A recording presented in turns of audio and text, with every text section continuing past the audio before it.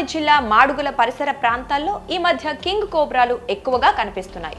పంట పొలాలు, పశువుల పాకల్లో చొరబడుతున్న గిరినాగులను స్నేక్ క్యాచర్స్ రెస్క్యూ చేసిన ఘటనలు ఈ మధ్య కాలంలో చాలానే చూసాం. అయితే తాజాగా మాడుగులలో మరో కింగ్ కోబ్రాను స్నేక్ క్యాచర్స్ పట్టుకున్నారు.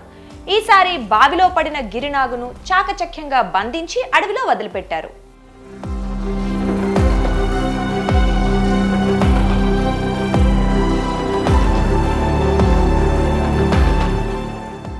మాడుగులలో పోతల ఈశ్వర్రావు అనే రైతుకు చెందిన పొలం వద్ద నేలబావి ఉంది. జెర్రిపోతును తరుముకుంటూ వచ్చిన సుమారు 12 అడుగుల కింగ్ కోబ్రా ఆ జెర్రిపోతుతో పాటే బావిలో పడిపోయింది. బావిలోనే జెర్రిపోతును కింగ్ కోబ్రా చంపేసింది.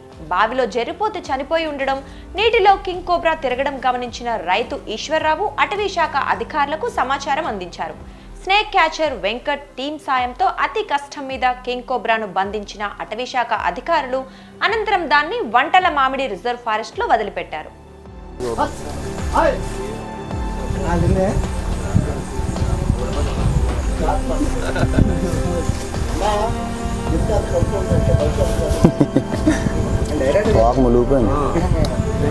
లబ్బర్ కదా సాగుతుంది అన్నీకి కొత్త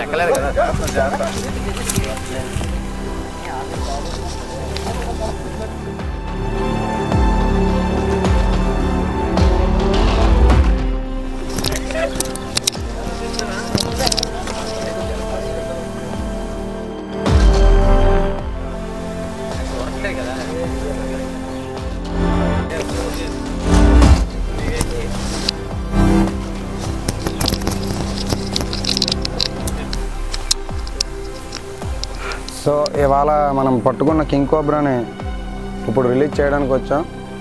ఇది రిజర్వ్ ఫారెస్ట్ ఆఫీసరు వారి ఆధ్వర్యంలోనే వదులుతున్నాం దీన్ని.